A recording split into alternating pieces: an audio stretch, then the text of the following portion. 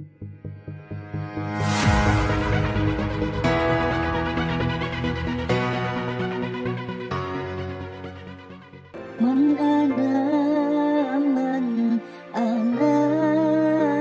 Haji Hamim Tohari Jazuli atau akrab dengan panggilan Gus Mik lahir pada tanggal 17 Agustus tahun 1940. Beliau adalah putra Kiai Haji Jazuli Usman, seorang ulama sufi dan ahli tarikat pendiri Pondok Pesantren Al-Falaq Ploso Mojo Kediri. Gus Mik salah satu tokoh Nadatul Ulama dan pejuang Islam yang masyhur di tanah Jawa dan memiliki ikatan darah kuat dengan berbagai tokoh Islam ternama, khususnya di Jawa Timur. Maka wajar jika Gus Mik dikatakan pejuang agama yang tangguh dan memiliki kemampuan yang terkadang sulit dijangkau akal. Selain menjadi pejuang Islam yang gigih dan pengikut hukum agama yang setia dan patuh, Gus Mik memiliki spiritualitas atau derajat kerohanian yang memperkaya sikap, taat, dan patuh terhadap Tuhan.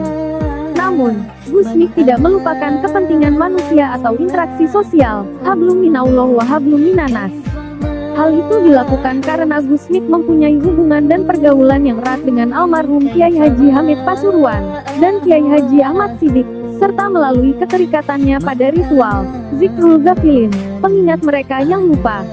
Gerakan-gerakan spiritual Gus Mik inilah telah menjadi budaya di kalangan Nahdiyin, sebutan untuk warga NU, seperti melakukan ziarah ke makam-makam para wali yang ada di Jawa maupun di luar Jawa. Hal terpenting lain untuk diketahui juga bahwa amalan Gus Mik sangatlah sederhana dalam praktiknya. Juga sangat sederhana dalam menjanjikan apa yang hendak didapat oleh para pengamalnya, yakni berkumpul dengan para wali dan orang-orang saleh, baik di dunia maupun akhirat. Gus Mik seorang hafiz atau penghafal Al-Quran. Karena, bagi Gus Mik, Al-Quran adalah tempat mengadukan segala permasalahan hidupnya yang tidak bisa dimengerti orang lain. Dengan mendengarkan dan membaca Al-Quran, Gus Mik merasakan ketenangan dan tampak dirinya berdialog dengan Tuhan. Beliau pun membentuk semaan Al-Quran dan jamaah Zikrul Ghafilin. Gus Mik selain dikenal sebagai seorang ulama besar juga dikenal sebagai orang yang nyeleneh. Beliau lebih menyukai dakwah di kerumunan orang yang melakukan maksiat seperti diskotik dan klub malam, dibandingkan dengan menjadi seorang kiai yang tinggal di pesantren yang mengajarkan santrinya kitab kuning. Hampir tiap malam beliau menyusuri jalan-jalan di Jawa Timur keluar masuk klub malam, bahkan nimbrung dengan tukang becak, penjual kopi di pinggiran jalan hanya untuk memberikan sedikit pencerahan kepada mereka yang sedang dalam kegelapan. Ajaran-ajaran beliau yang terkenal adalah suluk jalan terabas atau dalam bahasa Indonesianya pemikiran jalan pintas. Pernah diceritakan suatu ketika Gus Mik pergi ke diskotik dan di sana bertemu dengan pengunjung yang sedang asyik menenggak minuman keras. Gus Mik menghampiri mereka dan mengambil sebotol minuman keras lalu memasukkannya ke mulut Gus Mik. Salah satu dari mereka mengenali Gus Mik dan bertanya kepada Gus Mik, "Gus, kenapa sampeyan ikut minum bersama kami? Sampeyan kan tahu ini minuman keras yang diharamkan oleh agama." Lalu Gus Mik menjawab, "Aku tidak meminumnya. Aku hanya membuang minuman itu ke laut." Hal ini membuat mereka bertanya-tanya, padahal sudah jelas tadi Gus Mik meminum minuman keras tersebut.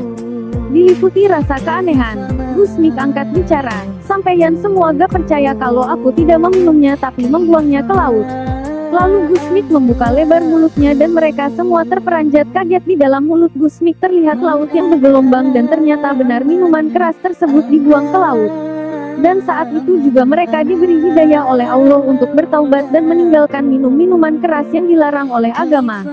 Itulah salah satu karomah kewalian yang diberikan Allah kepada Gus Mik. Jika sedang jalan-jalan atau keluar, Gus Mik seringkali mengenakan celana jeans dan kaos oblong. Tidak lupa, beliau selalu mengenakan kacamata hitam lantaran beliau sering menangis jika melihat seseorang yang masa depannya suram dan tak beruntung di akhirat kelak. Ketika beliau berdakwah di Semarang, tepatnya di MIAC di Pelabuhan Tanjung Mas, Niak adalah surga perjudian bagi para cukong-cukong besar baik dari pribumi maupun keturunan. Gus Mik yang masuk dengan segala kelebihannya mampu memenangi setiap permainan, sehingga para cukong-cukong itu mengalami kekalahan yang sangat besar. Niak pun yang semula menjadi surga perjudian menjadi neraka yang sangat menakutkan. Satu contoh lagi ketika Gusmik berjalan-jalan ke Surabaya. Ketika tiba di sebuah klub malam, Gusmik masuk ke dalam klub yang dipenuhi dengan perempuan-perempuan nakal. Lalu Gusmik langsung menuju watris pelayan minuman. Beliau menepuk pundak perempuan tersebut sambil meniupkan asap rokok tepat di wajahnya. Perempuan itu pun mundur tapi terus dikejar oleh Gusmik sambil tetap meniupkan asap rokok di wajah perempuan tersebut. Perempuan tersebut mundur hingga terbaring di kamar dengan penuh ketakutan. Setelah kejadian tersebut, perempuan itu tidak tampak lagi di klub malam itu. Pernah suatu ketika Gus Farid, anak Kiai Haji Ahmad Siddiq yang sering menemani Gusmik, mengajukan pertanyaan yang sering mengganjal di hatinya. Pertama, bagaimana perasaan Gusmik tentang wanita? Aku setiap kali bertemu wanita walaupun secantik apapun dia, dalam pandangan mataku yang terlihat hanya darah dan tulang saja, jadi jalan untuk syahwat tidak ada, jawab Gusmik. Pertanyaan kedua, Gus Farid menanyakan tentang kebiasaan Gusmik memakai kacamata hitam baik itu di jalan maupun saat bertemu dengan tamu. Apabila aku bertemu orang di jalan atau tamu, aku diberi pengetahuan tentang perjalanan hidupnya sampai mati. Apabila aku bertemu dengan seseorang yang nasibnya buruk maka aku menangis, maka aku memakai kacamata hitam agar orang tidak tahu bahwa aku sedang menangis, jawab Gusmik. Adanya sistem dakwah yang dilakukan Gusmik tidak bisa dicontoh begitu saja karena resikonya sangat berat. Bagi mereka yang alim pun sekaliber Kiai Haji Abdul Hamid Pasuruan mengaku tidak sanggup melakukan dakwah seperti yang dilakukan oleh Gusmik, padahal Kiai Haji Abdul Hamid juga seorang waliullah. Selain karomah tadi, ada beberapa kisah lagi tentang beliau. Semoga bermanfaat bagi Samin setia yang belum pernah mengenal beliau secara dekat dan para pemerhati yang ingin lebih banyak mengetahui tentang Gusmik. Gusmik sejak kecil memang terlihat aneh. Beliau mengaku sering dianggap aneh, bahkan tidak jarang ada yang mengatakan tidak waras. Dari umur 11 tahun saya seperti orang sakit, orang-orang menganggap saya tidak waras. Lawang kerjaan saya hanya di sungai, memancing terus-menerus, tuturnya. Gusmik sejak kecil suka mengembara, bahkan orang tuanya pun tidak tahu di mana keberadaan kambing kecil. Dan oleh ayahnya ia sudah dianggap anak hilang. Bahkan kebiasaan Gusmik tersebut berlanjut hingga masa tuanya. Bukan rahasia lagi jika orang sulit mencarinya. Untuk bertemu beliau itu, jodoh-jodohan, atau nasib-nasiban. Kalau jodoh gampang ditemui, tidak dicari pun beliau muncul. Tetapi kalau tidak jodoh, dicari-cari kemanapun bahkan sampai 1 bulan pun, belum tentu ketemu, kata beberapa Samin. Banyak cerita tentang karomah atau kemuliaan yang muncul di sekitar kehidupan Gusmik, yang oleh orang awam dianggap aneh. Di antaranya kemampuan Gusmik menyembuhkan penyakit hanya dengan air putih.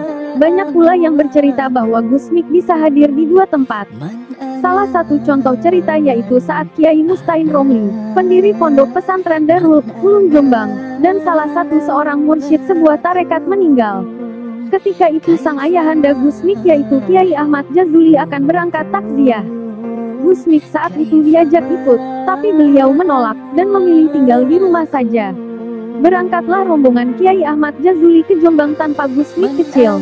Tiba di rumah duka, betapa kagetnya beliau karena melihat Gusmik sudah berada di sana. Bertanyalah beliau kepada kerabat Kiai Mustain, dan jawaban kerabat Kiai Mustain membuat Kiai Ahmad Jazuli tercengang. Gusmik sudah menemani Kiai Mustain sejak seminggu sebelum almarhum wafat Kiai. Tutur kerabat tersebut, cerita unik yang lain ketika pada saat sholat jamaah Jumat, tiba-tiba Gusmik hilang. Orang-orang di sekitar beliau bingung dibuatnya. Mereka sudah berusaha mencari Gusmik ke sana kemari usai sholat Jumat, namun tetap tidak ketemu. Dengan tiba-tiba Gusmik muncul dengan membawa seonggok kurma yang ranting-rantingnya masih meneteskan getah segar. Dan mereka yakini bahwa Gusmik tadi pasti habis sholat Jumat di Mekah. Pada suatu saat Gusmik juga terlihat lagi dikelilingi fakir miskin. Gusmik memberikan uang kepada mereka semuanya. Anehnya uang tersebut diberikan setelah beliau secepat kilat menggerakkan tangan kanannya ke udara, dan mendadak di tangan beliau sudah tergenggam uang segepok. Kiai karismatik dan sederhana, kaya dengan karomah serta sangat dekat dengan orang kebanyakan, pembela serta pelindung kaum papa dan miskin ini, tak ayal dianggap seorang wali. Kota Surabaya, salah satu kota yang menjadi favorit Gusmik, dan salah satu tempat yang paling sering beliau singgahi adalah kafe di Hotel Elmi. Suasana malam khas kafe yang gaduh, di mana hentakan musik menggebrak malam, dan di sudut-sudut ruangan penuh kepulan asap rokok yang menyesakkan dada, berbaur bau alkohol yang menusuk hidung.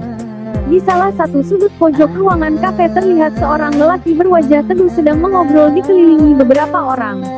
Tubuhnya sedang, rambutnya ikal dan di antara jemari tangannya terselip sebatang rokok. Terdengar kalimat-kalimat yang menyejukkan dan sesekali terdengar tawa segar. Menurut orang-orang yang ada di sekelilingnya tersebut, lelaki itu selain ada di kafe ini juga dikenal di beberapa diskotik di Surabaya. Dan mereka semua memberikan julukan, Kiai Nyentrik. Itulah dunia Kiai Haji Hamim Jazuli alias Gusmik. Gusmik memiliki seorang istri dan 5 orang anak. Beliau dikenang sebagai kiai yang mengayomi umat, terutama rakyat jelata. Kekhasan gayanya dalam menyebarkan kebenaran sangat langka dan tidak seperti ulama pada umumnya. Lahan garapannya adalah orang-orang pinggiran dan para manusia malang. Majelis Semaan mula-mula didirikan di Kampung Burengan Kediri sekitar tahun 1986. Mula-mula pengikutnya hanya 10-15 orang. Lama-kelamaan berkembang menjadi ribuan. Tempatnya pun tidak hanya di masjid atau dari rumah ke rumah, tetapi sudah memasuki wilayah pendopo kabupaten, Kodam, bahkan sampai ke Keraton Yogyakarta. Dari berkelana timbul gagasan Semaan Al-Quran. Saya ingin benar dan tidak terlalu banyak salah. Maka saya ambil langkah silang dengan menganjurkan pada para santri untuk berkumpul sebulan sekali, mengobrol, guyonan santai, diiringi hiburan. Syukur-syukur jika hiburan itu berbau ibadah yang menyentuh rahmat dan nikmat Allah.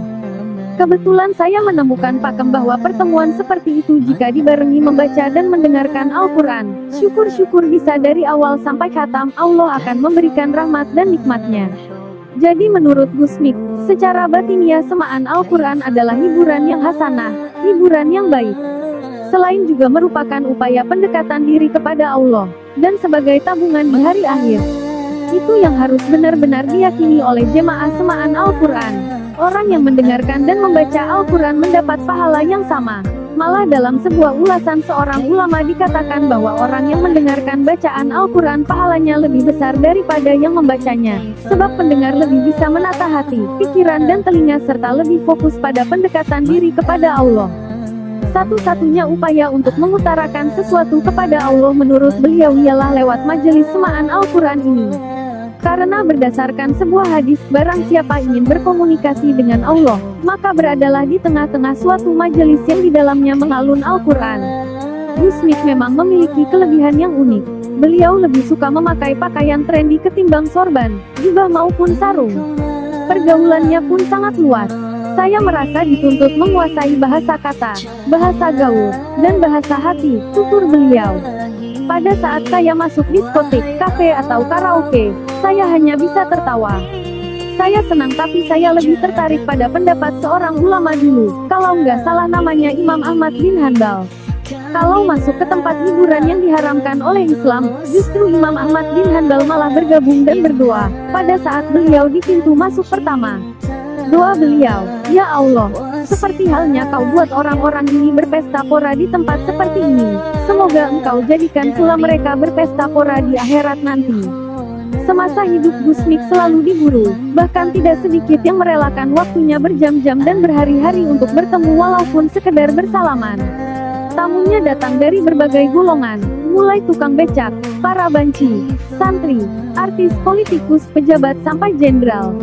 Mereka percaya bertemu dengan Gusmik akan membawa berkah tersendiri. Mereka kebanyakan meminta nasihat tentang berbagai persoalan hidup. Saat beliau berumur 10 tahun sudah banyak didekati orang. Bahasa yang datang kepada saya yaitu itu saja, minta restu, mengungkapkan kekurangan, minta doa mudah mencari rezeki. Bahkan orang yang mau melahirkan juga datang kepada saya. Dikira saya ini bidan, tutur beliau seraya terkekeh. Gusmik benar-benar rendah hati. Saya ini bukan kiai, juga bukan ulama. Saya ini orang yang dipaksa untuk dipanggil kiai. Saya ini hanya orang yang ingin melakukan kebenaran dan tak ingin terlalu banyak salah, kata beliau. Kita ini jangan sekali-kali sok suci atau super bersih, sebab di dunia ini ada dua penampilan. Pertama, penampilan sebagai manusia satu-satunya di bumi yang paling top, paling suci, paling bersih. Kedua, kebalikannya, sebagai manusia penghuni bumi yang bukan apa-apa.